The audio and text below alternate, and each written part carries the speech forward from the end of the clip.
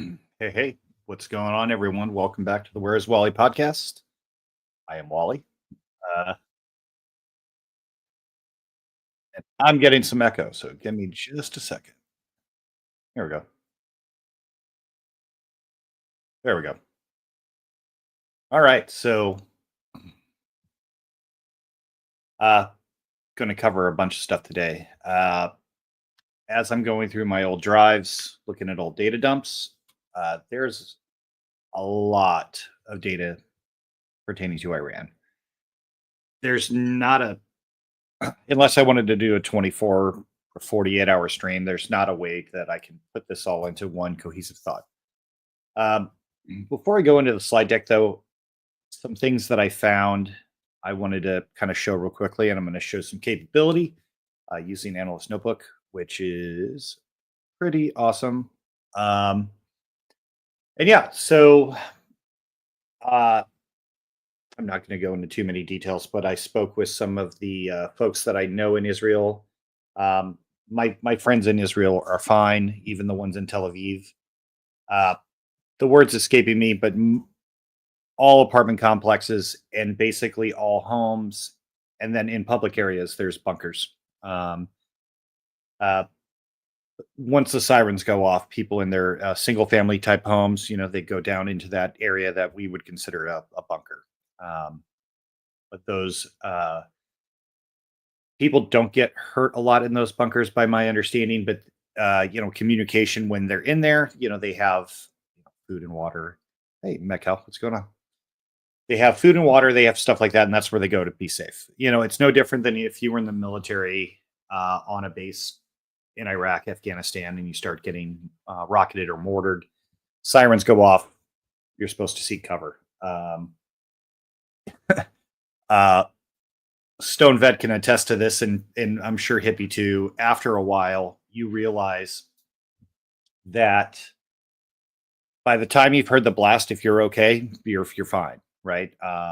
Now, that's not good for accountability from a military perspective or government perspective, but that ends up being how it is. You get really used to getting shot at all every day.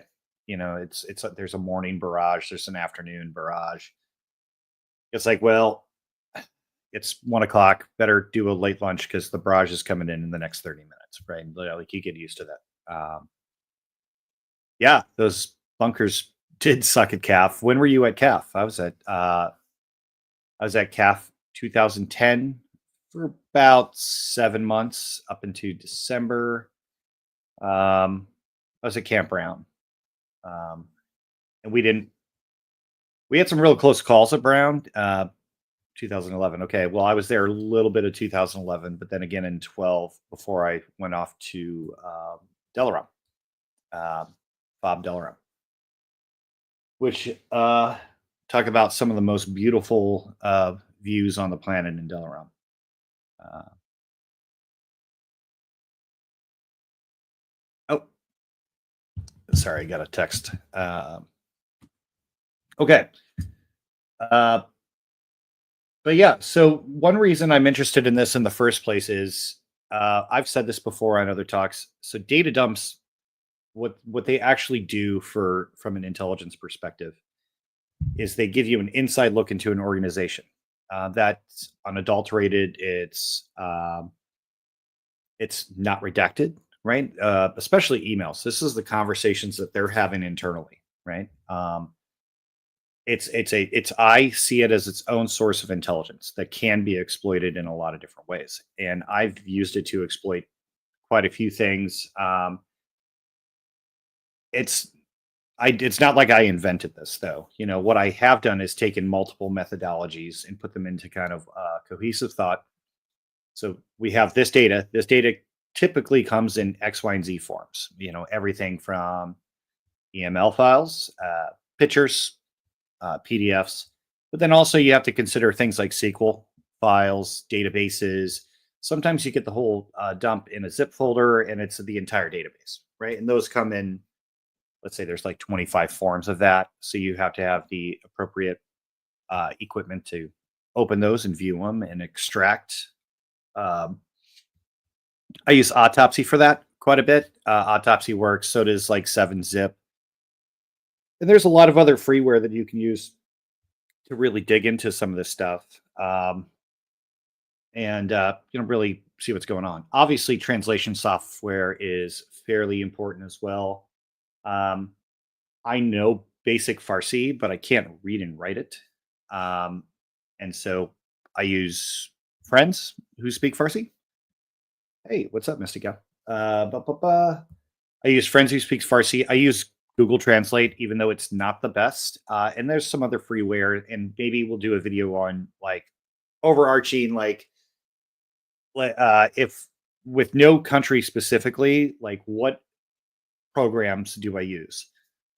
If you are on my Discord, I will drop a thing. It's called Wally's Big Data 2025. I keep a working list of all the tools I use and all sorts of valuable data, everything from census data to British government offices and contacts, right? A bunch of stuff for Africa. Here's all the OSINT tools. Here's a list of 800,000 URLs for all the current email URLs that are in existence. And then you'll have country specific stuff like, oh yeah, good point, Metcal. I'll get there in a second. And so I'm going to share that. So, feel free to, join my Discord. Actually, let me open it up. I forgot. I think it's just called the Where's Wally podcast, but let me find a link real quick and I'll post that in the chat. It's unlike many of the Discords. I'm going to try to keep mine like stuff that I'm interested in,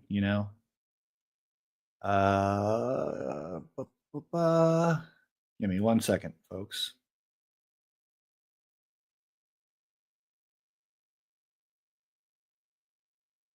Okay. So how do I share this?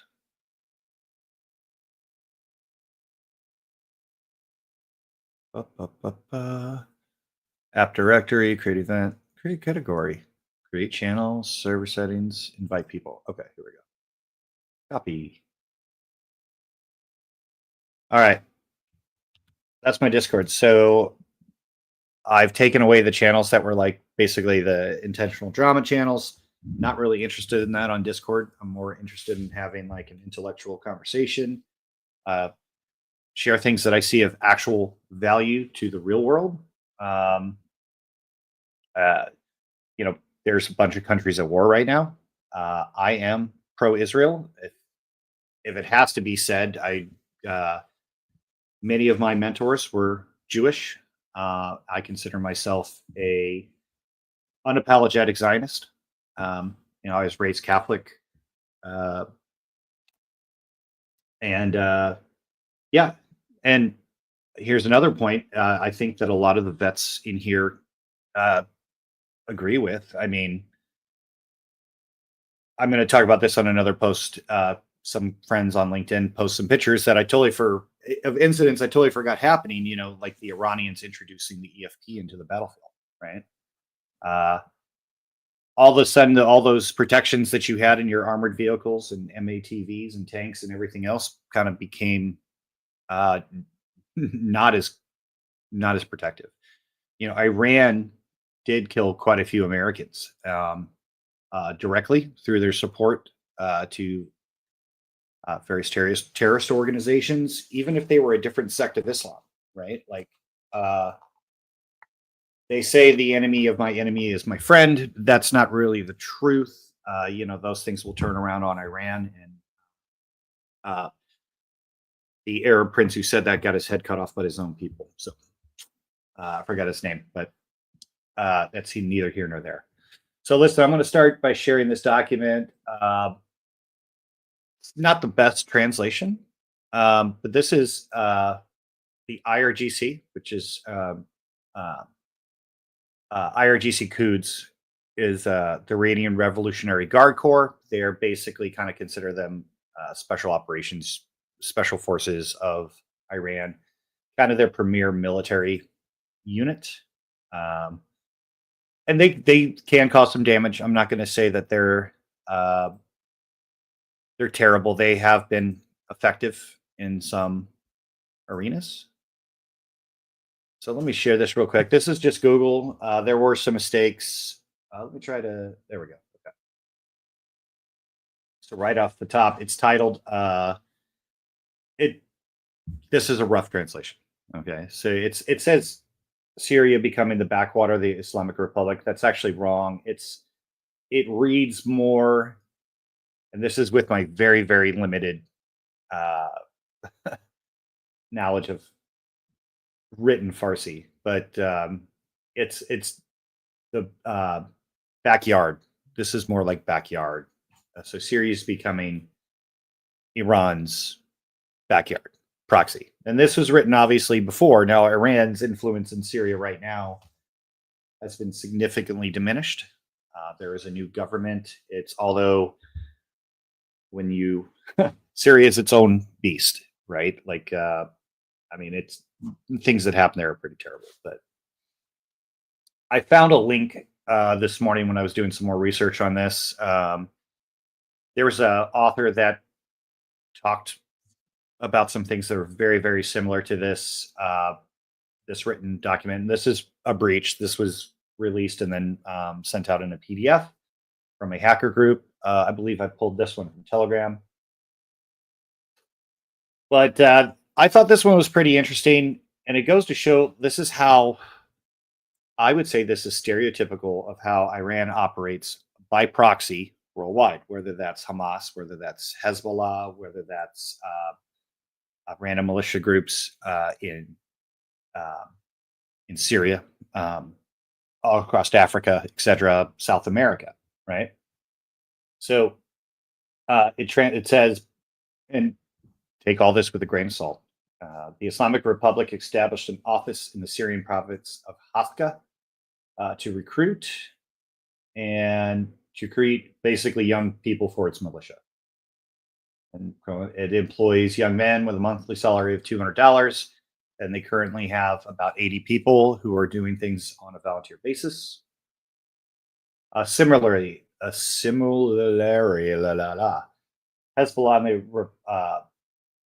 Hezbollah and Iran have converted vegetable warehouses in the Biad Zainab area of Damascus into military headquarters, and the Islamic Republic is taking them over. Iran is taking advantage of Syria's poor economic situation. Hezbollah groups have purchased villas in the Al Sabura area of Damascus after purchasing headquarters for their own forces. The militias affiliated with Iran are buying up large amounts of property in some areas of Damascus. They're establishing a beachhead, right? They have in-bed sites. They have safe houses, basically. They also have caches, weapons caches, logistics. You know, once you get missiles into the country, you can't just like leave them on the trailer, right? You have to put them somewhere. They have to be stored. Typically, Arab environments are not terrible. I mean, because there's not a significant amount of humidity. They're not necessarily worried about rust, but they do have to hide these things and scatter them about. Previously, Russia had prevented Iranian affiliated militias in these areas, which that's probably Wagner Group. I'm guessing. I don't know that for a fact, but I would guess that that's Wagner Group prevented Iranian influence in those areas previously. So they've also taken steps via the militia to confiscate other properties. We do that. You know, you go in for an OP. A great if you've seen Warfare, it's a new movie that's out. Pretty good example of that.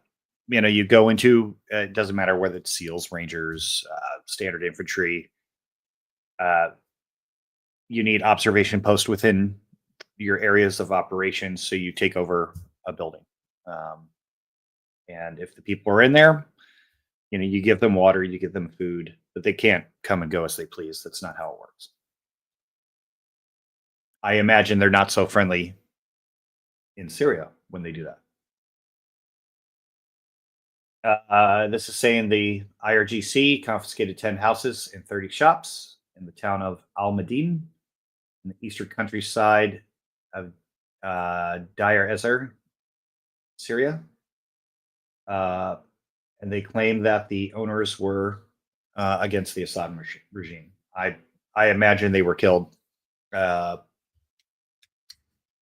I imagine once you get labeled something like that, it's like, well, it's an enemy. No point in keeping them around. I would imagine that that is the likely outcome of those people. Some of those locations have been converted into military headquarters. Some were given to the Al Sheikh Brigade militia, whose commanders received rent for them. Okay, so that's it for that document. Let me see which one is this. Okay. This one was translated. No, this one was this. Okay, no, this one was already in English. Sorry. Some interesting points here, though, that I thought were sharing. And I'm just going to scroll through. I will post this document itself in Discord. I'll probably just create an Iran channel. It's got all the nuclear sites in here. This is from 2018. They've already done a lot of the legwork. Apparently, almost all of these pictures were taken by one or more Israeli assets. But like our nuclear warehouses, or let's say anything associated with atomic energy, nuclear, anything within that quote unquote atomic realm, which I get it. If you have a degree in physics, you can correct me, right? Not much of a warehouse, right? This would not be an adequate facility for anything related to that in America. But hey, out here, this is out in that region. Hey, just throw it in a building, right? No big deal.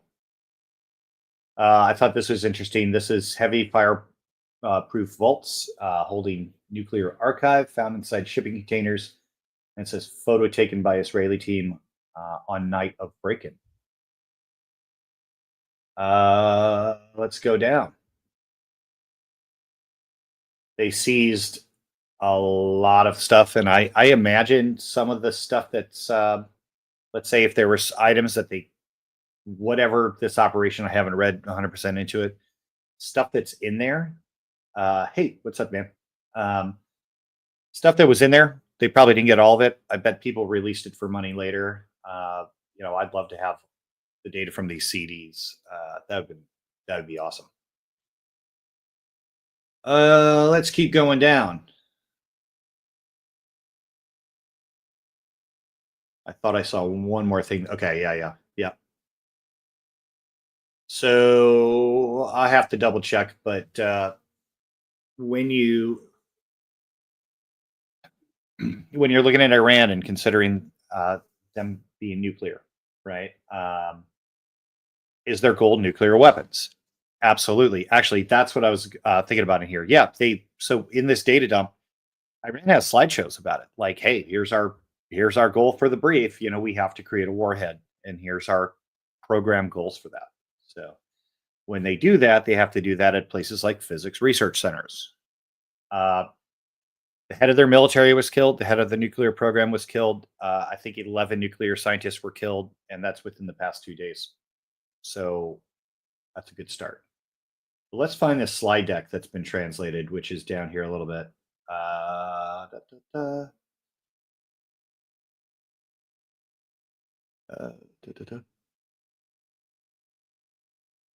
Because I mean, I've said this before on multiple podcasts, including my own. When a world leader historically tells you that they're going to do something, it happens. That is their goal. We should consider that to be the same with President Xi or Prime Minister Xi in China. It was the same with Hitler. It was the same with Gaddafi. It's been the same with Mussolini. I mean, you name it.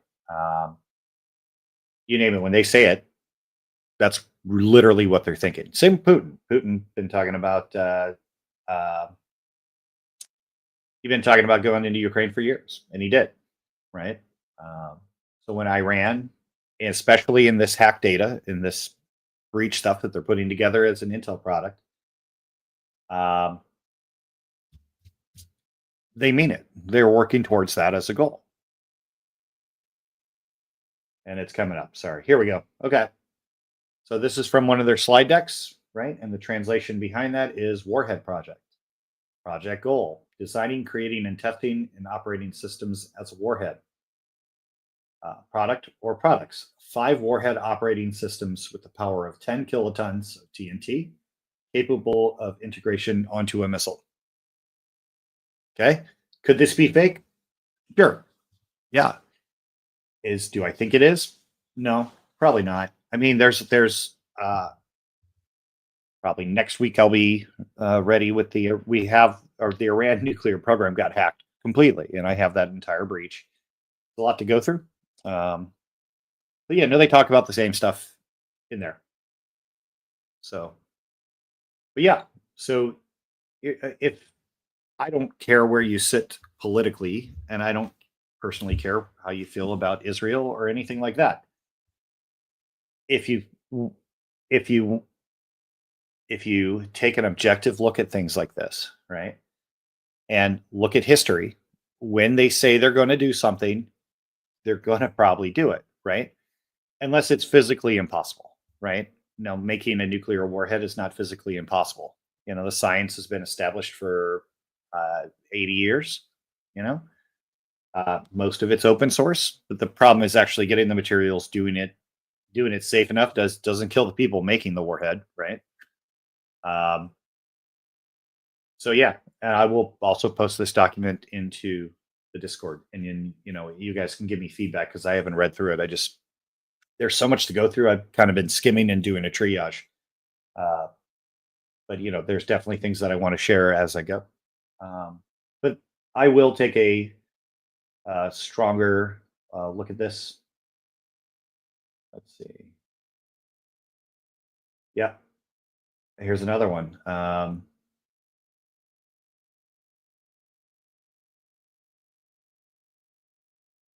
6-page proposal for a study related to developing nuclear weapon computer codes at Imam Hussein University. Page 1 to the left, page 2 to the right. And I don't know how many times a country can say that we're doing this, and then they build the facilities to do it. They talk about doing it. They have emails about doing it. They've allocated resources. They're buying materials, right? When that happens, you should take it seriously. Yep. Progress reports. And this is old. This is 2001 and 2002. But if we start a nuclear reactor today in America, I think the average time would be 22 or 25 years. So like these things aren't quick. They aren't easy. But yeah. And somebody obviously put a lot of work into this document. I'll see if I can find a copy that has all the pictures. I don't know why those wouldn't show up, but they would earlier in the document. But okay, so let's stop sharing this and let's go into a few kind of things I wanted to show with Alice Notebook. And then after that, I get the whole PowerPoint from the Iranian groups, and we'll talk about that. Okay. All right. Let me see if it changes. It does change. That's good because a couple of weeks ago it didn't change. Okay, so this is my interpretation of Iran. I'm not going to change it from this view right now, but I will zoom in. So what is this? This is all the threat infrastructure from 2016 to 2022 for Iran, for specifically APT 33, 34, 35, and 39. Also, I added in what I would consider uncategorized Iranian hackers. So, and I'll show you what that looks like. We kind of talked about it a little bit yesterday with Ashiani. I'm going to show you some more of that today. And why is that important? What does it look like in the long run? But this is quite large. Um, I'm expecting a few failures while trying to do this live, simply because StreamYard is resource intensive and Analyst Notebook is resource intensive while I get the resources for this cranked up to the max. So. And I chose out some kind of interesting stuff, and I want to show how this works a little bit. I misspelled Iran here because I'm a moron, but that's okay. So these are Iranian files from CISA. So CISA and other US government organizations, not to mention Five Eyes in Europe, their cyber entities release stuff all the time, like, hey, put this into your security platform. This is the infrastructure that they're using. Although it's not visualized when other places do that. And that's kind of where I come in. So here's what I'm going to do. This is from CISA. I forgot the dates on this. I think this one's 2024, but I'm going to copy this. And let's do copy. And once that stops spinning on top, I'm going to drop that in. And what that will do is in Analyst Notebook, you can't have duplicates. So when I build these, I build them all the same way every time. So an IP address is an IP address, a hash, an MD5, SHA-1 file. It's all in the same format. Each row is a singular thing. So that it's not like I have 15 IP addresses. Every row is its own thing. What I'm going to do here is I'm going to come down right here and let's get that. There we go. So everybody can see. I'm just going to paste that right about here. And let's see if there's any connections just right off the bat. There probably will be. It will take a minute. Oh, okay. So I already had most of that infrastructure. You see the blues here? This is infrastructure that was not recognized previously, and that is infrastructure that was across the board. Let's try the same thing. Let's do that. Usually there's lines, but we'll see lines here in a minute. Boom. So these are the domains. Now let me pull this in so everybody can see it. These are called peacock designs. There's different, you can look at things hierarchically. You can look at things by their closeness, centrality, eigenvector centrality. That's what it's link analysis saw at the end of the day. One thing I wanted to give a shout out to Stone Vet. He showed part of my video from yesterday. He is correct. So think of what I'm doing as not a catch-all be-all for intelligence, right? It's a part. Whereas, so Josh, if he was looking at X, Y, and Z thing, he would come to me and like, hey man, you got anything on this? And I'd be like, let me check. And if I do, establish the importance of that and then work towards meeting goals. So you have PIRs, priority intelligence requirements, and those are the things that you're working towards in the IC. This one's big, it looks like. That's why it's taking some time. But hey, that's the nature of the beast. And after that, we're going to talk about, like I was kind of talking about how Iranian hackers, like yesterday we were talking about Mr. Satanic 2000. He's in a bunch of these, but like the hacker groups in general, they don't just work for an exclusive group, especially in Iran. They don't have the resources like Russia or China or even America would have, or any other country for that matter. So they have all these different groups. A lot of it seems to be ego based. We'll see what happens here. Might have to turn it off and turn it back on, but that's all right.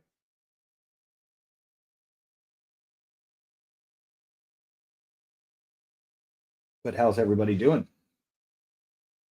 I hope you guys are having a good day. I am. So far, so good. Not so bad. I mean, I don't know about you guys, but going through this stuff is actually fun for me. Like, I love doing this shit. I guess it's part of the discovery, but yeah, for the past about almost 22 years now, I've just loved this shit. So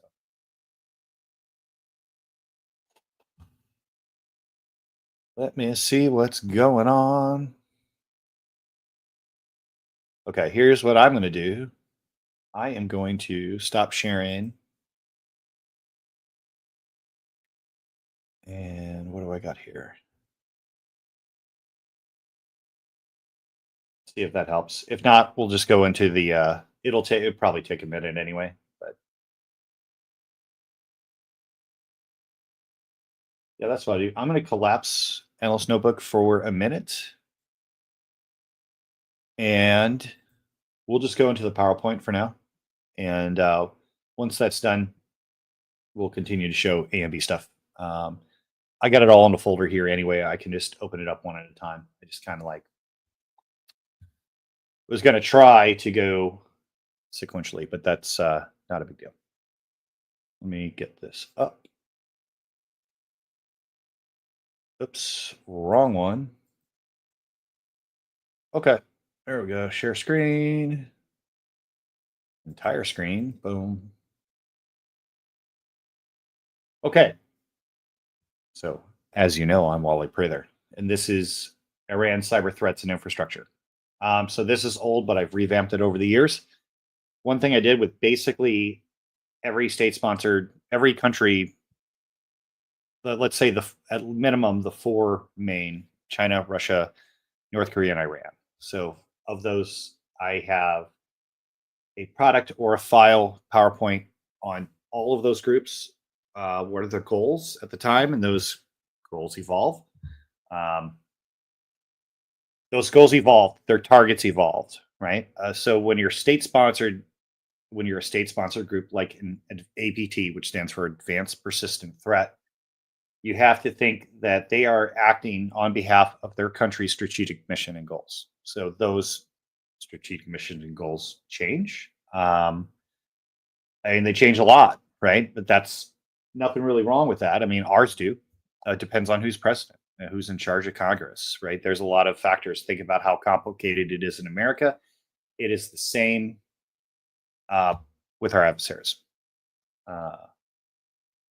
So, disclaimer, yeah, there's going to be some stuff in there. And I wrote a new executive summary, and I'll hide myself here when we get down, but you guys can read through this. I'll also post this in my Discord, but you know, Iranian cyber operations, they're evolving, they're persistent. Well, that being said, I describe them as the B team. Now, them being the B team, they're not Russia, they're not China. B team can still do some damage, right?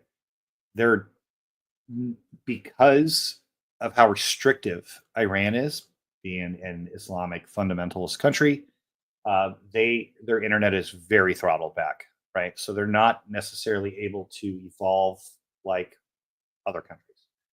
But they've proven on multiple occasions they have the motivation and intent backed by state apparatuses to get results and have meaningful disruptions to their adversaries, which is United States and Russia. But they also go after diplomats.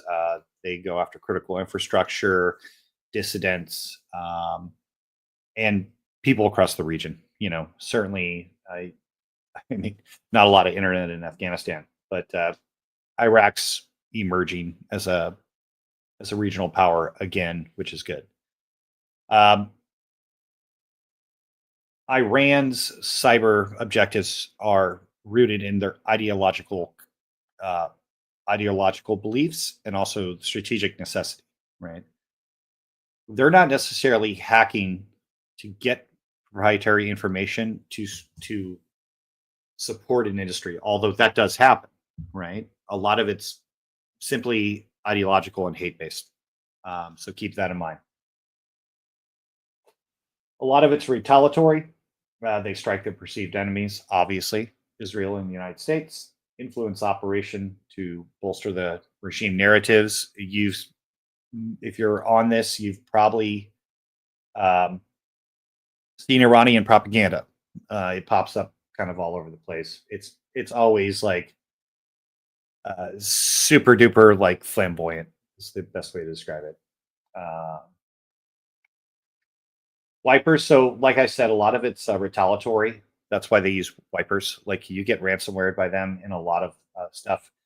Your data's gone unless you already had a backup. They like credential harvesting, breaking in. Uh, they shadow a bigger attack using criminal-based attack. That happens quite a bit. They have and they don't care about collateral damage. It doesn't really affect them that much. Or operational security. Some things are loud and noisy as long as it wins. They're typically okay with it. Despite their growing activity, their capabilities lag behind their main adversaries, particularly Israel and the United States. Let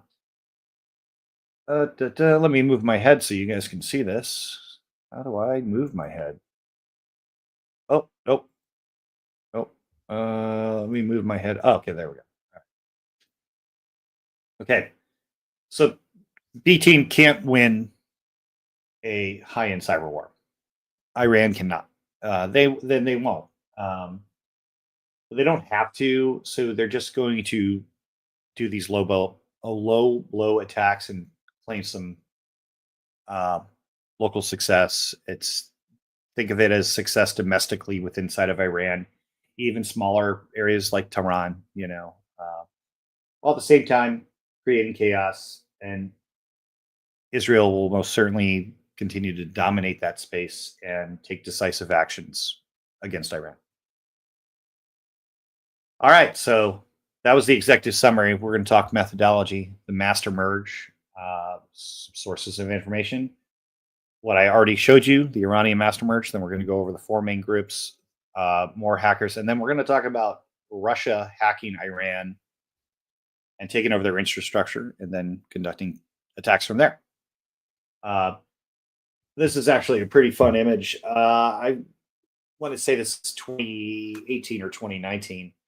Iran had this new we're going to get out there in the world and it's their second industrial revolution type thing. So they had all sorts of propaganda and it's basically complete bullshit. I do like that they included a dude wearing a tracksuit though, because that's awesome, but yeah. Okay, so doctrine. I take a doctrine approach to this. This is the intelligence cycle.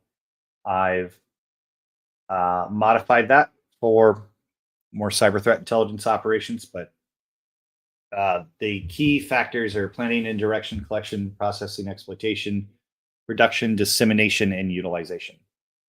So collection's obviously really important. You need data to do this type of work, right? So being able to collect that data. All the collections on this are completely unclassified from the open internet with no special techniques used. And then utilization. I'm using my own methodology that created, and I have a patent for that as well. There. Boom. Okay. So when I say master merging, what is merging, right? So this is, it's simple, but it's complex. Like I mentioned in Analyst Notebook, can't have duplicates. And so let's say the top left is Adwin. It's a remote access toolkit. That's I want to say the IP addresses, right? And to the right is the files. When you take those together, you get a merge, right? It's pretty simple. So because Analyst Notebook doesn't allow for duplicates, those identical things go from 2 to 1, and that's how you create these networks. This is what I call a comparative master merge. And let me move me again somewhere. Let's move me up to the top again. Okay, so this is an earlier version of my work. It's changed quite a bit, the color code, how I put these all together. But this is basically, what is this? What is the shared common infrastructure, which is the term that I use, between all these groups, right? Hackers in countries have to buy infrastructure. right, to conduct these attacks. Now, if you're in Russia and you're attacking America, you probably use American infrastructure to enable those attacks. That being said, a lot of them buy from the same spots. A lot of them uh, share infrastructure. It's reused. There's a lot of different reasons for that, but there are connections between most of these groups. I've described it previously as 7 degrees of Kevin Bacon. So in the cyberspace, you can get from the capital of Iran to the White House in probably 7 steps. Boom, boom, boom. Data. So I use all sources, right? And the sources available to me.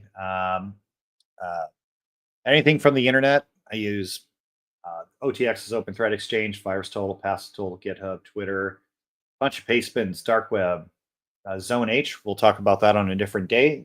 I use partners, friends. I also have paid access to tools that I also use, and everything you think of. So, like I showed you previously, okay. So the kind of the legend here.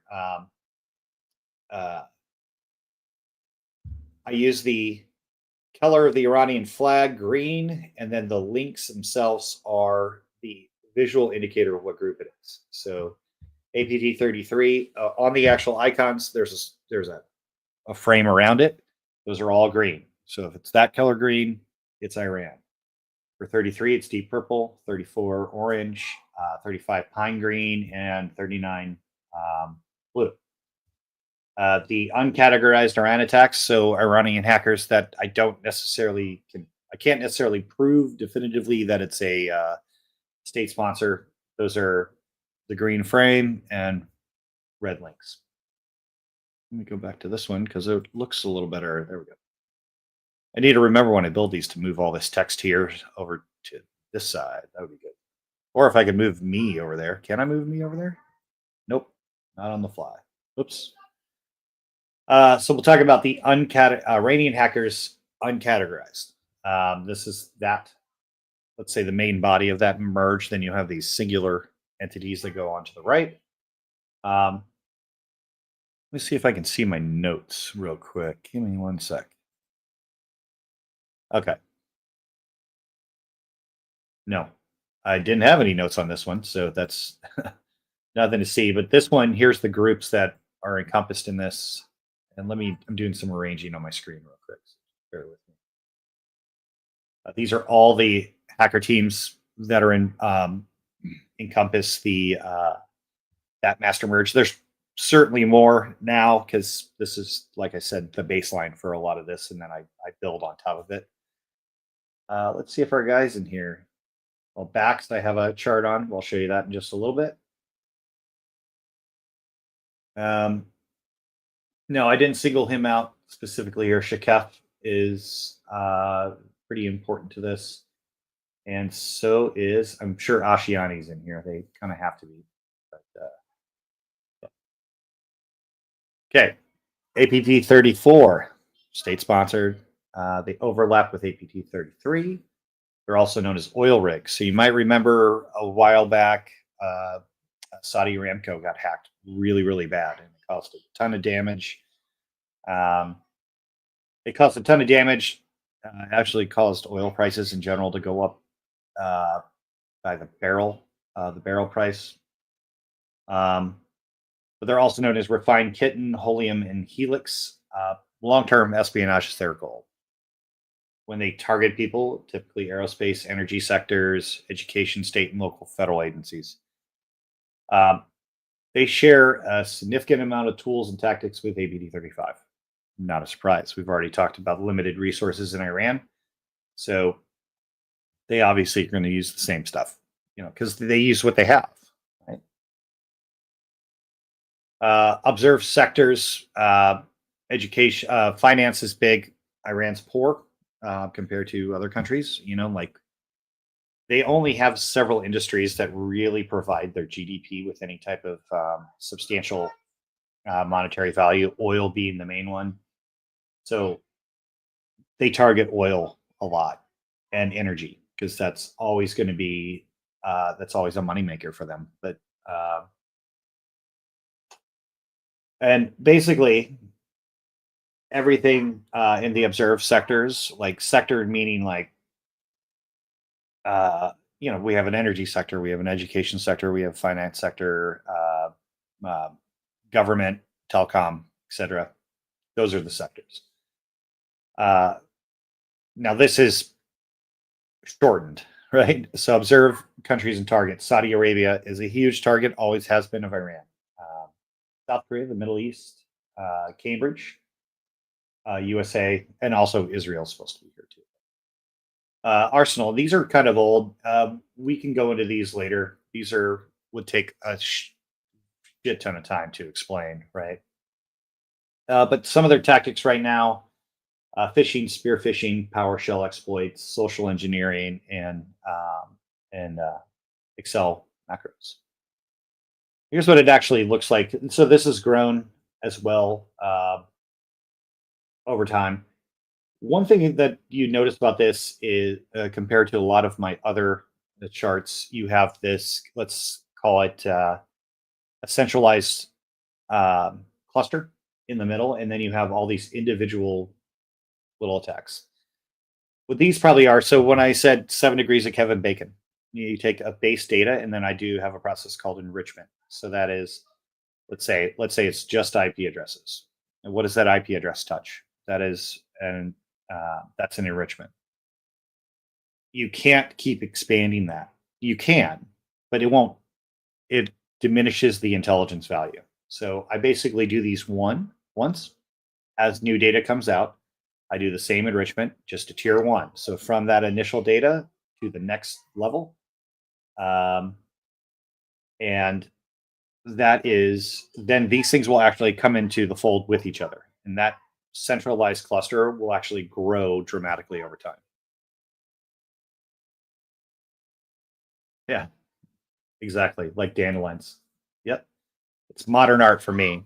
And here's some examples of their attacks, like scripting attacks. This is actually what it would look like from the SOC, things that like a security operations center would see, what the firewall, what the security systems would see. They'll see a file named sample2. When they look at the metadata, it's got this is actually not an MD5, this is a 256. And they'll see the basic information that will run automatically from a bunch of different programs. And it's like, okay, they'll know right away that that's malicious. Right now, when they name stuff, it's a little bit better than 10 years ago because they're using AI. So when they're trying to say something and they say it in Farsi, then translate it doesn't look right. But now with the advent of AI, especially chat AI and large language models, they're able to accurately depict what they're trying to say. So $3 macro doesn't make really a ton of sense, but maybe they were trying to say something else. But it's easy to see. It's still easy to see even with AI, but that'll probably get harder as time goes on. And this is a military fish. This is against the military organizations, particularly in the United States. If you're in a rush and you see an attachment from, a mail.soc.mil.ae, you might click on that by accident, right? Same with mail, National Intelligence Agency.gov.ng. You might not click on that if it's even able to get in. Some of these, like with the social engineering factor, some of these they've created a bunch of fake job things on LinkedIn over the years, and if you're applying for stuff like that that's in your realm, you might get an email from something you really need to check and be aware of who you're emailing, and like if it's what is the email URL for NSA? Would I even get an email from them if I'm applying for jobs, or would it be USA Jobs, etc.? Just kind of knowing some of that stuff's pretty smart. Okay, moving on to 39. APT 39, also known as Schaefer. They specialize in information theft and espionage. They're focused on industries that can track and monitor targets of interest. And they've been observed in airlines, airports, engineering, government, high tech, IT, shipping, logistics, telecommunications, and transport. Main targets Israel. They also target Jordan, the rest of the Middle East, Saudi Arabia, Spain, Turkey, UAE, and USA.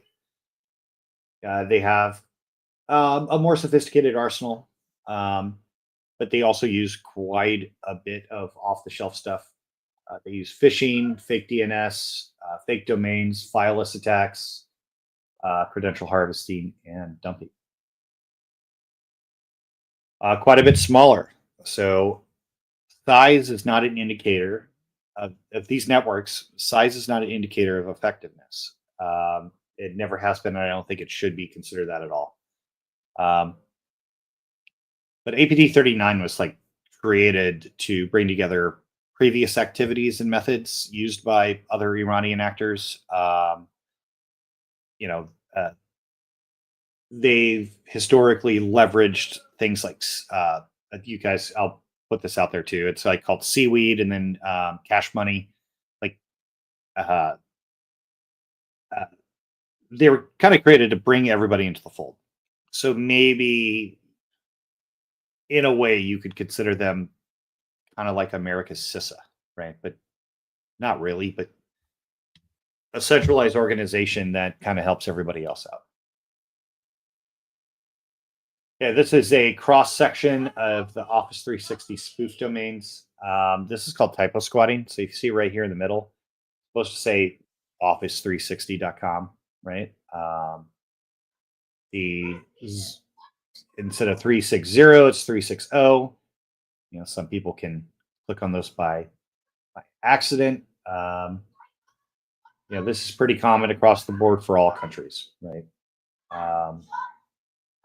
They build these, and some of them are pretty goofy, but something like this can be effective. And which one's this? This is Mimikatz. So Mimikatz is always fun. Mimikatz has been around for years. Let me close the door here. My son's playing. He is playing VR. He's probably yelling at some British kid.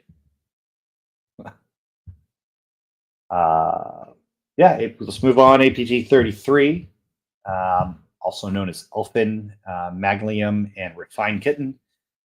Information theft, espionage, and sabotage. They typically target the United States, Saudi Arabia, South Korea, aviation, energy, and petrochemical sectors. Some of their arsenal, a lot of rats. Shamoons used to be pretty effective, not so much anymore. One thing they do have is quite a large botnet network. So if they're trying to do things like various DDoS, which is distributed denial of service attacks, they already have that infrastructure to do it. They do their common tactics. Let me move me again. Brute force, common port targeting, credential dumping, harvesting, exfil, and spear phishing. So there, I think APT 33 is one of the largest. This is just the main body. It's pretty complex. They got one thing that I see when I look at this. You have these center nodes like here. Let me move me again. Somewhere in here, like they have. What this is an indicator of, especially like this one, they're using the same attack, same kind of stuff, and then they basically transfer that to a different base infrastructure and then try it again against a different target. That's what that's kind of an indicator of. These large clusters are infrastructure bubbles. They have an IP address, and they create thousands of domains off that IP address to use for attacks. Same with right here. BEC is business email compromise. In this instance, they were likely targeting some type of company called Elevator, right? So if they're targeting a company that's specific or an organization, they'll try to fake that name into the domain to try to get people to click on it. And this was a recent attack a long time ago, but I forgot the details behind this, but these are the files that they were using. This is a Win32 exploit. Yeah, this one's a little older. And 35, so state-sponsored again. Charming Kitten is probably the most common name other than APT 35. Newscaster team, Phosphorus, Ajax Security, and News Beef. Long-term, resource-intensive operations to collect strategic intelligence. So that's espionage. Obviously, that's important to their strategic goals, but they typically target the U.S. and Middle East military, diplomatic, and government personnel, media, energy, defense, industrial base, engineering, business services, and telecom sectors. They also target Iranian dissidents. They've targeted the Trump campaign, Republicans, South Africa, diplomats, defense, private industries. Their arsenal's certainly a lot bigger than that now, but they do their homework. And the tactics, Iranian files attack, pretty common. If there's easier to see them as our cybersecurity becomes more aware of these things, they're a lot easier to see when they come in. And this is that part of the merge, and these are the individual clusters. This one, a little bit more complex. You have large clusters, and then basically some of these are going to be the attacks hanging off of them. But not the largest in Iran, but certainly probably the most effective, if I was going to say so. This is a previous attack, and I messed that up there. That's okay. Let's see. Oh, Saffron Rose. So Saffron Rose was a big operation targeting Iranian dissidents in the United States. Iranian restaurants, DC area, Chicago, New York, etc. And once they would infiltrate those, basically they know all the personal information for the people, but then they can also use that as part of a botnet network. And this is fake Facebook stuff. And Apple. You've probably gotten emails like this that contain something like, oh, just click on accounts.apple.com. Yeah, it's not real. Same with users.facebook, appleid.co. And then you can kind of see the infrastructure around it. It's all of these are bullshit. That's why you should really be smart and not just click on shit. Like, don't click on shit. Like, check first. All right, moving on to Iranian hackers. So I mentioned this yesterday a little bit, like a little less now, but anytime Iran does anything, even something that an 8-year-old in America can do, like go to a random website with a script kiddie and like DDoS, right?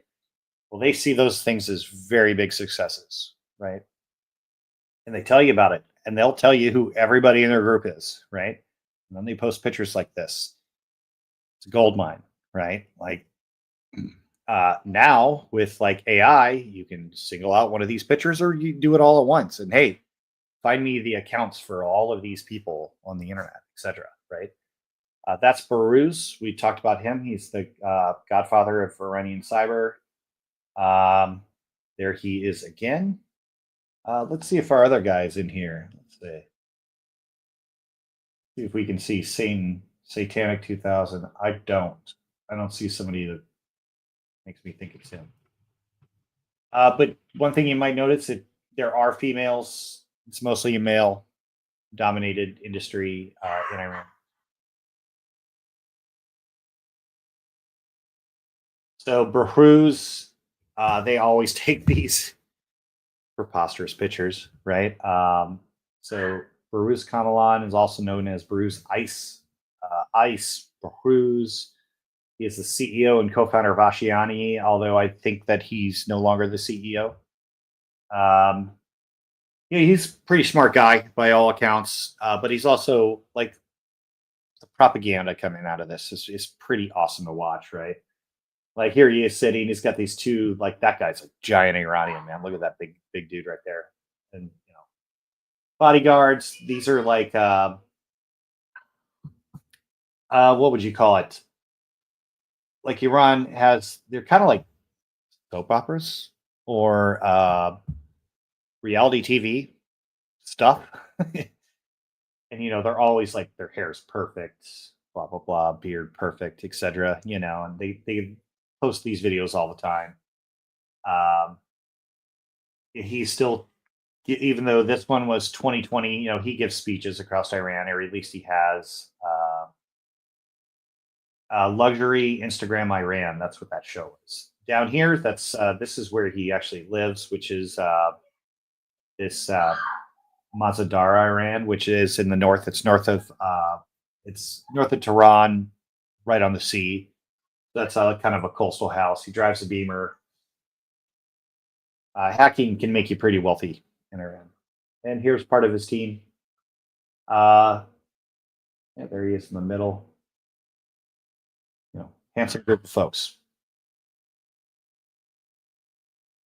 I mentioned that we were going to talk about Turla versus Iran, so this one's awesome. This is a well done operation from Russia. Everybody thinks, okay, like politically, obviously Russia and Iran and China, etc. They're all allies. It doesn't mean they don't hack each other or try, right, all the time. In this case, Russia's Turla was super duper effective at overthrowing their infrastructure, taking over their entire C2 and their dashboard. Whenever you have these hacking groups, you have a dashboard that's controlling the attacks, uh, command and control of whatever they're doing. So what they did was they built a script to look for the Iranian backdoors that they had already planted, and then reuse the web shell that the Iranians use, targeting the same victims. A lot of these are very sneaky, right? Because they don't want to get caught, right? So then Russia basically took Iran's access to that away and started using it for their own purposes. They used active server pages web shells. You can deploy these web shells on any server and get the command line file manager. It's basically like a backdoor right into the server. They used a combination of Iranian and Russian tools. The Iranian tools aren't as effective as the Russian tools.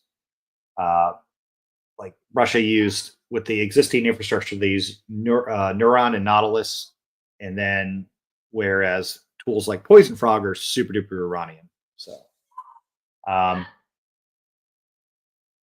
and they use like I said, they use the Iranian C2 infrastructure. They use the control panel for Poison Frog, and they use that from Iran. They locked out the Iranians and then used it to distribute their own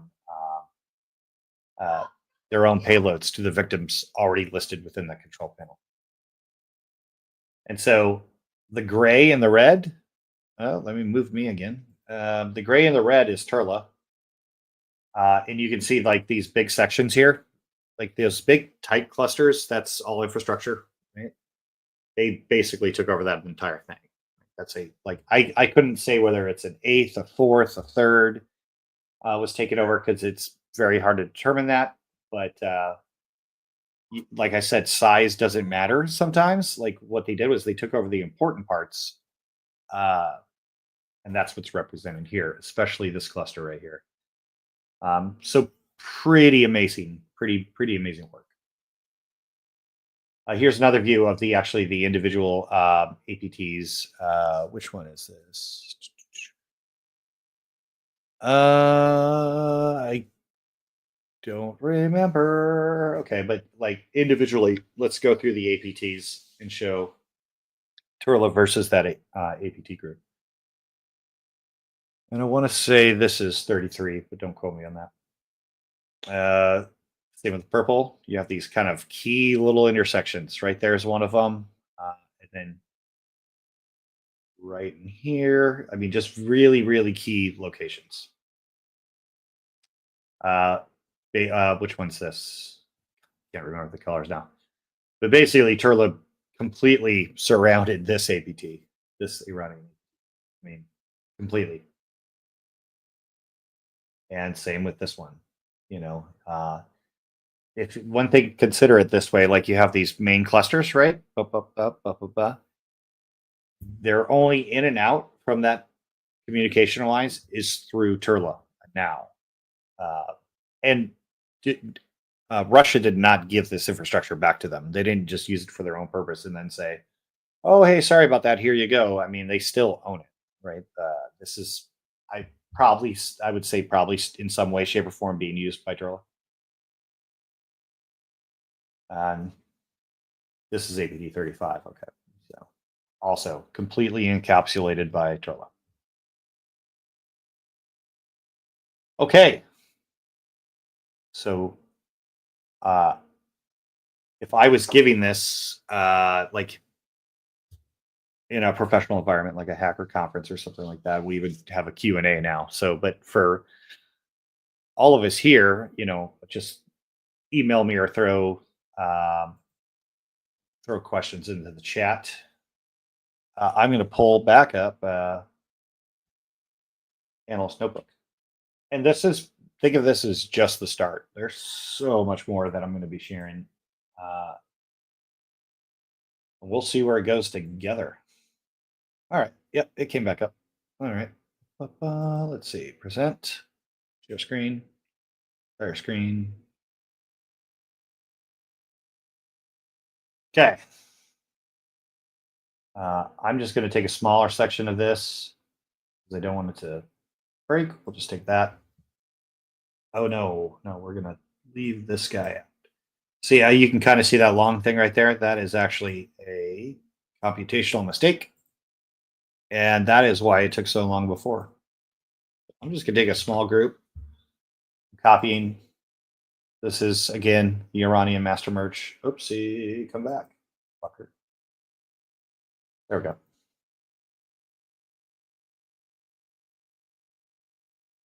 Did you just work? Thank you. Oh, it did work, but it worked weird. Okay. There you go. So I'm actually going to zoom in down here so you guys can see what this looks like in practice. Oopsie. Okay. Yeah, let's do this one. Okay, let's go here. So mynetwork.dds.net was one of those that's been used by basically over and over again. So these descriptors, it's actually, oh crap. I hope it doesn't die. Let's just give that a second without even looking at it.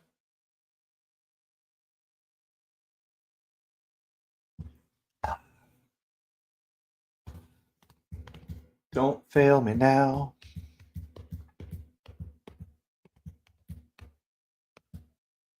You're going to post some links in your Discord for people to go through. No, I'm going to post the documents. This is a question from Rebecca, Dirty South Cats.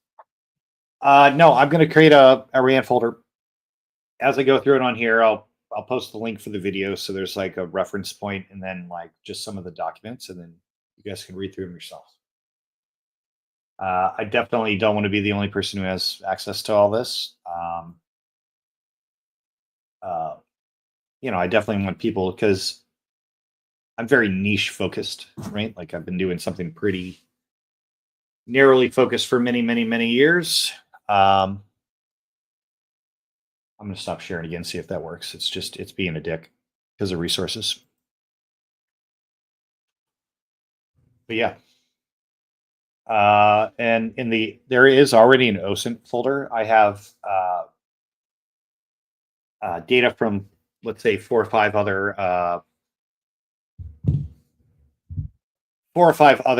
OSINT discords. When they post new things, I have that going directly into mine. You can use those for all sorts of stuff, like, you know, maybe a recent example is if you're going to uh, if you're going to buy a car from an organization, there are OSINT business tools where you can see if that, like, how many better business complaints have there been. There's is this salesperson shady as fuck, right? Like those are things you want to know before you make decisions. There are OSINT tools for that. Okay, so here's what I'm going to do. Let me go back, share screen. I'm going to kill this and start over. And I'm going to show you the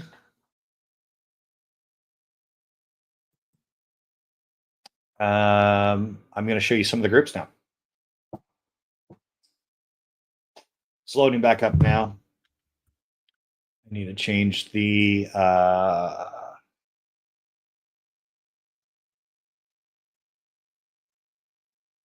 change the priority in Task Manager. That is my family crest. It's coming up on this screen, not that screen. So there we go. All right. We'll do this one at a time. Actually, no. I'm going to show you how to merge. Okay, so this is Backs of Iran. Why are you doing this to me? Oh, it's still loaded. Okay. Give it a second.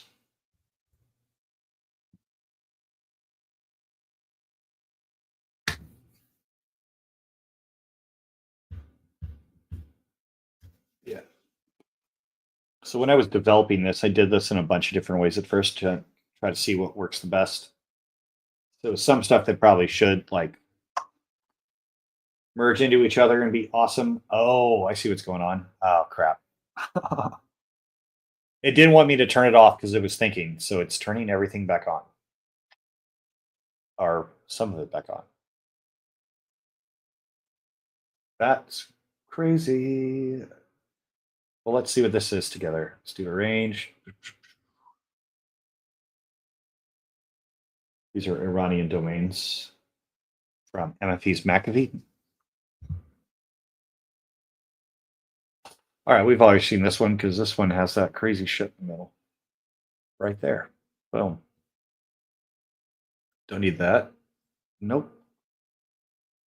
System files. Let me see which one this is. Let's bring that into the fold a little neater. I'll show you kind of how this works with infrastructure.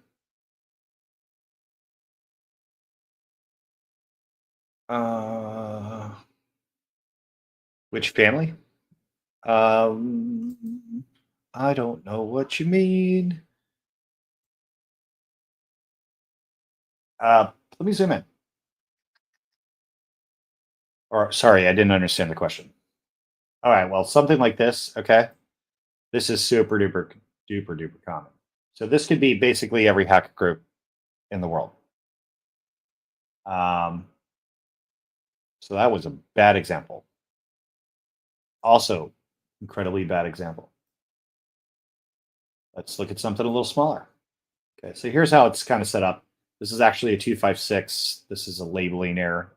That's on my fault. Or yep, this is a SHA-1. This is an MD5. So for every file, and this one's titled hxnfex.exe. Obviously, if you put virus in the name, it's probably going to flag, but this may not flag by name initially. Maybe the SHA-256 hasn't been recognized. Oh, your family crest, Prather. Also Prater, Prater. We're from the same family. It's Somerset, or the Prater Newny Castle is in Somerset, England. It's a pretty cool castle. And the Praetor names the Praetorian Guard, originally from Italy, so they call it the Praetorians, Praetors, and that evolved in a little family history.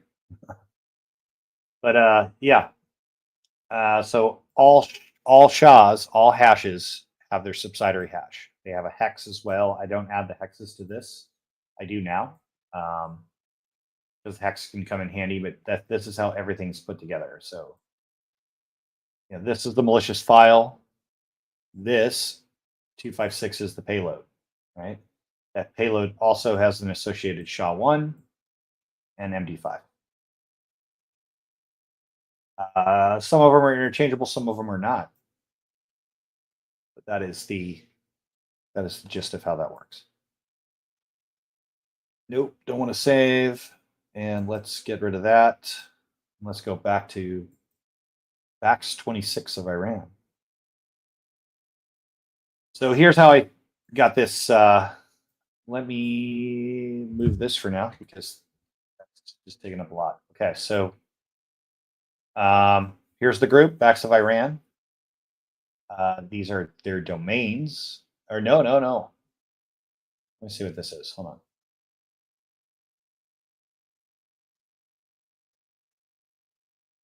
I have these as domains, but I believe these are what he attacked.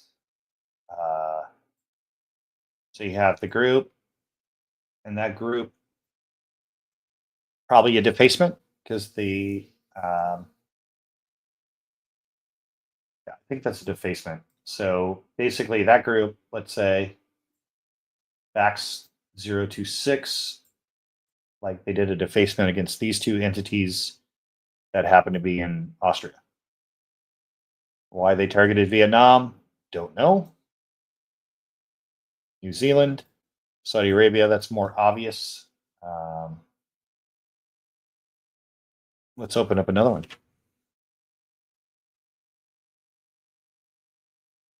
Or let's do dudes attacking AUS. Okay, this is a little bit better. So same group, BAX 26 of Iran, hacking event against, this is an Aussie school. This is a dissident hosted out of Germany, Iran chef, ran RFID.com. Don't know what that is. Topiniran.com, Iran embassy, whatever TR is. That's weird. I don't know that one. So I'm opening up Ashiani. Okay, this one's a little better. This is more getting to the point of being finished and cleaned up. You can see I've aligned things, but this is Ashiani, right? This is one of their previous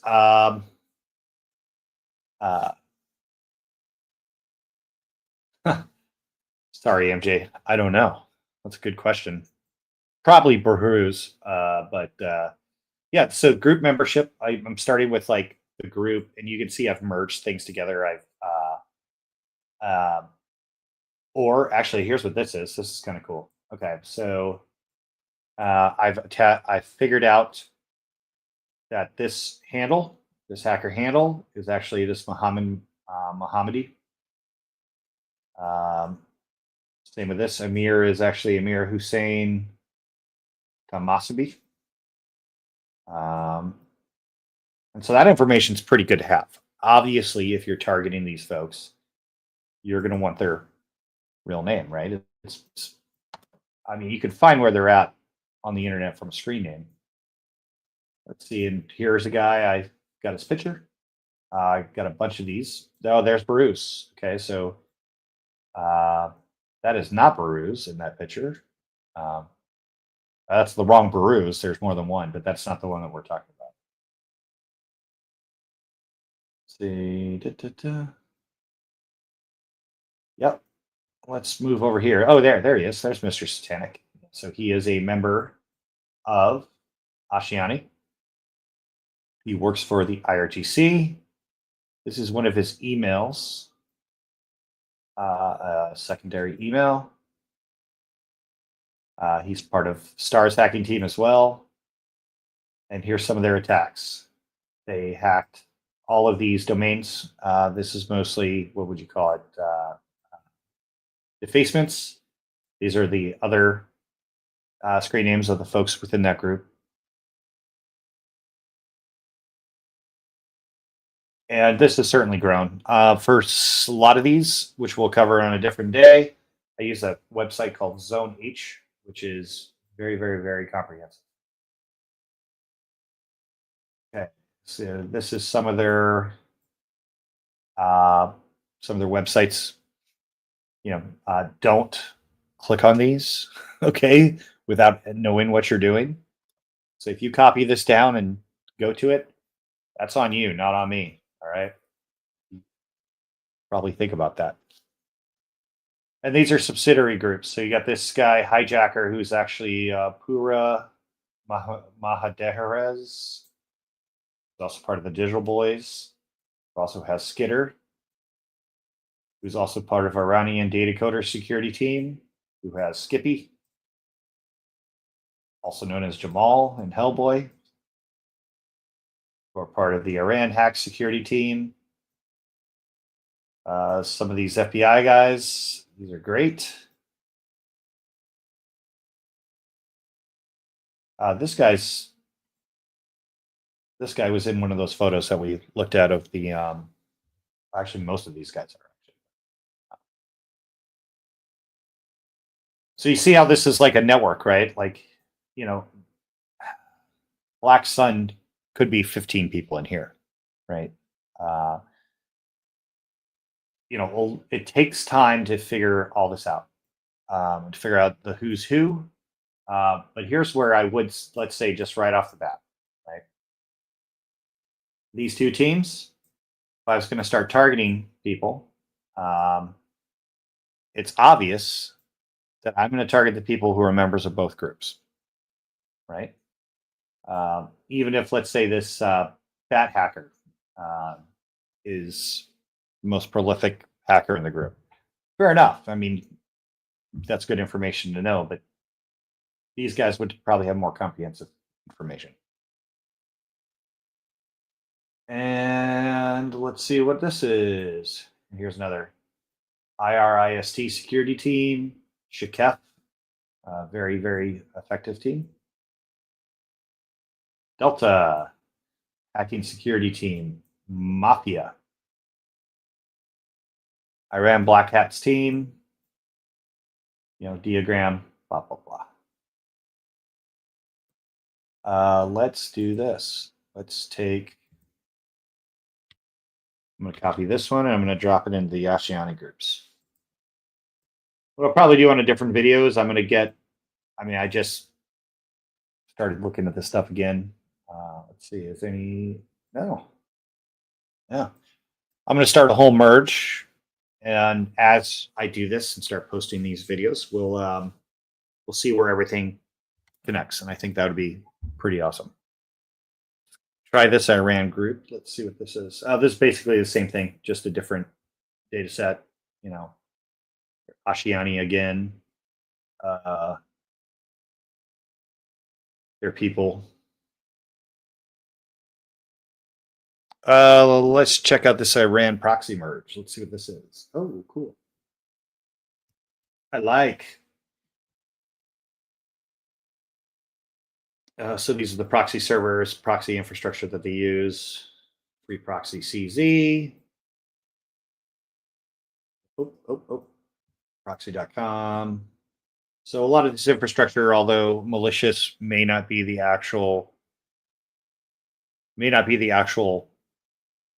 actually being used by Iran. It's probably used by multiple people. Like I said, they have to purchase infrastructure. This is the Iran wiper hashes. Pretty interesting. Dustman exe. This one's client update bin. They pop people with that on a regular basis. Things like that as well. This is don't need that. That is just the legend, basically. And Shakef, let's see what this is. Okay, so the overarching Shakef team members, some of their emails, website. I don't know if these websites are still up. Again, probably not smart to go to these. Or their social media, right?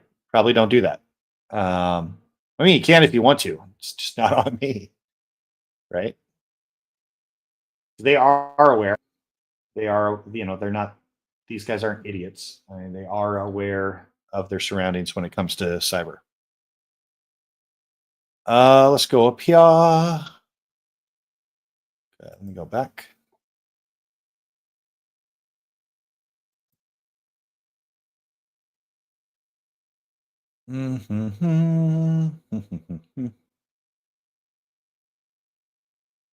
Oh, let's check out this one. Okay, so this is Iranian phyllis attacks that infiltrated Israeli organizations in 2017. So this dated, but a good example how the chain works. So the group oil rig. Let's see if I can translate this real quick. Okay, so it looks like, let's see where this one goes. Google update. Okay.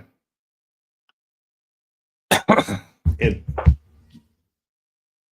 executes VDS every 3 minutes. Okay. What I think probably happened here, and it's been a while. Looks like they use scheduled tasks they added scheduled tasks to create persistency within the network, and they used backup systems, virtual backup, to communicate with the other DNS using exchange queries. Okay, this is the Helminth Trojan.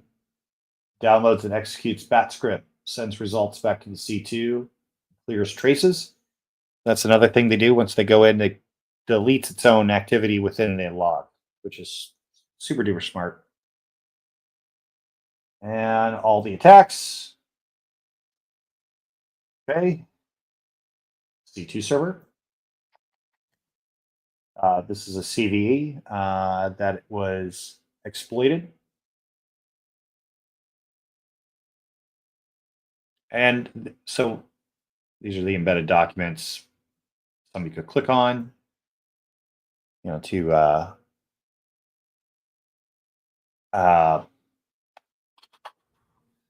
initiate the payload. But yeah, this is more finished. So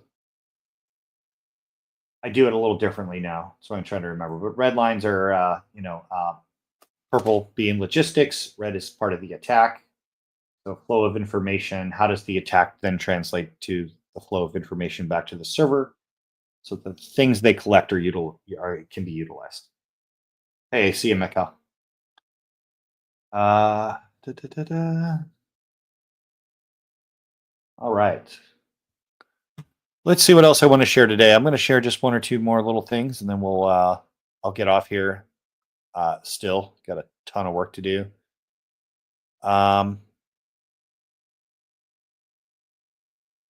Okay, this one's probably good. Okay, so we have. What this is SolarWinds. So this stuff over is part of the SolarWinds attack. SolarWinds and Orion, and this SolarWinds and Sunburst, and then this is Iran, right? So, like I mentioned before, there's a lot of crossover between infrastructure with all state-sponsored actors, but particularly places like Iran. So this IP address has been recognized as part of 33, 34, 35, and 39. So that is some type of centralized infrastructure, probably used for communication, would be my just initial guess.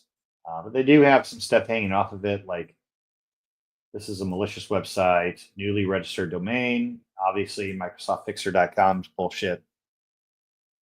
Plugin Adobe, obviously bullshit. Advanced malware, command and control. Okay, uncategorized, but that's malicious for sure.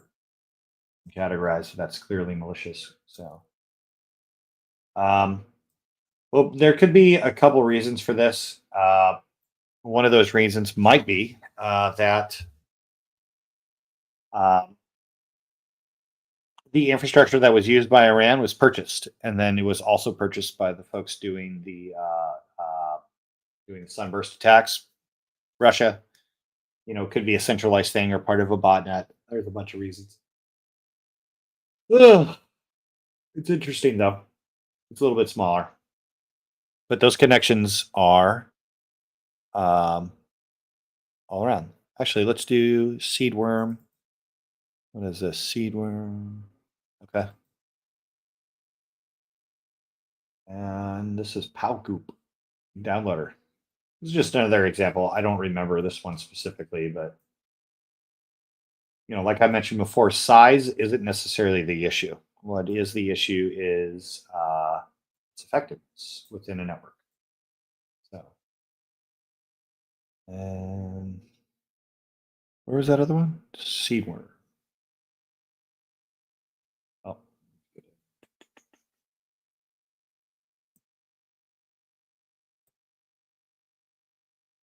let's move this into the fold.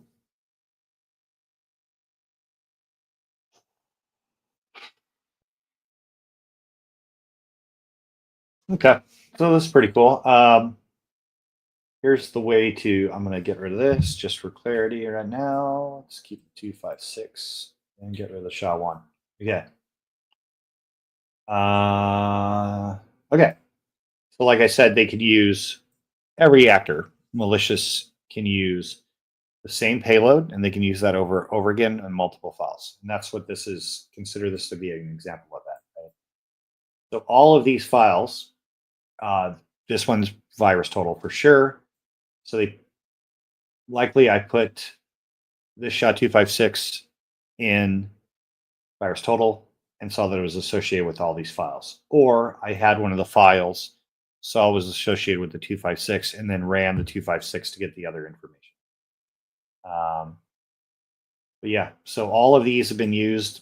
Either I don't have the malicious score on them, but they've been used or associated with that SHA-256, and it's, let's say 99%, 99% likely malicious. Yeah, and same down here. That is an MD5. This is a 256. So kind of how it works in the real world. I'm gonna now. I downloaded some pictures so you can see these guys. They are flashy, these Iranian hackers. They're honestly fun to watch. Let me see if I can get this to work. Oh, hold on one second. Need a new app. What?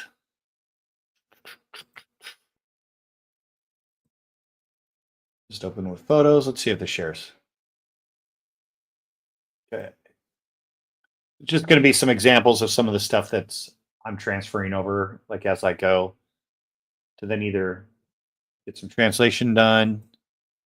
Oh, let's zoom in on this. What is this? It's some type of hacker propaganda.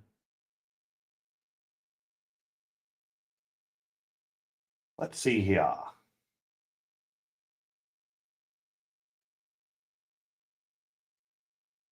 Oh, okay. Boom. It's members of the Ansar Unit Hacking and Security Group, and it's got the leader who is Ahmed Zeta, and then around it, like screen name son, Mosavi, Georgian, birthplace that's probably wrong, Hashim, Alexandria, Markarian, Tangerine, Morad Kali, and Mirkea. This is some stuff I'm putting into Analyst Notebook. It's just a screenshot. Pretty cool. Don't know what it is yet, but it's going to make one hell of a chart. Which hacker is this? Don't know. I'll find out pretty soon. This is an Iranian hacker taking a selfie. This is Quds Airlines, I think. Just some of their documentations. When you get everything, when you get the documents. Pretty old pic. That is Bahruz. I don't know who that guy is, but I like his suit a lot. Just like, I don't know who here remembers the olden days of the Iraq War, but Saddam was obsessed with Chicago gangster, mob leader, Al Capone. So a lot of these guys like try to emulate these 1920s, 1930s gangsters. Like the fedora, obviously sets that off. But yeah, this is pretty interesting. Also, looks like I don't know. It's interesting choice of clothing, but yeah, when nothing goes right, go left. Whatever. This guy.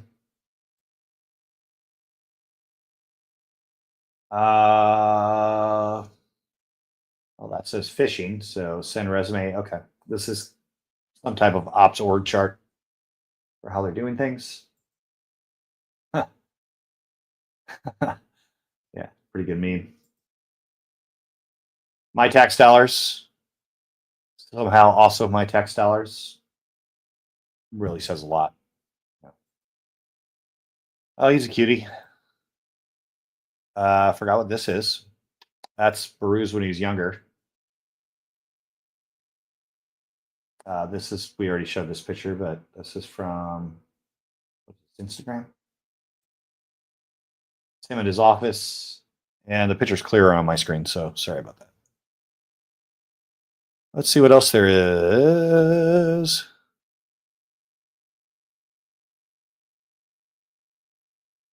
Don't know what this says. Let's see.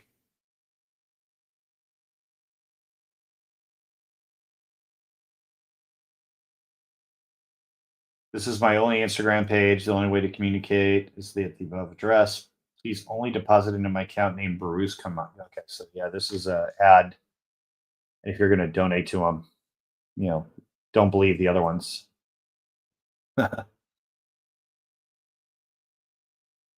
Yep, some more pictures. See, all these little things come in handy. And historically, I've reached out to some of the people posting these and been like, "Hey, man, can I have the full pictures? You know, would that be okay?" And a lot of times they send it. You know. Yep. Nima, Nick Joe. Yay! Iranian propaganda stuff's always great. You know. But so, how long have I been on? I've been on for about an hour 40 minutes. Uh, keep an eye on my Discord.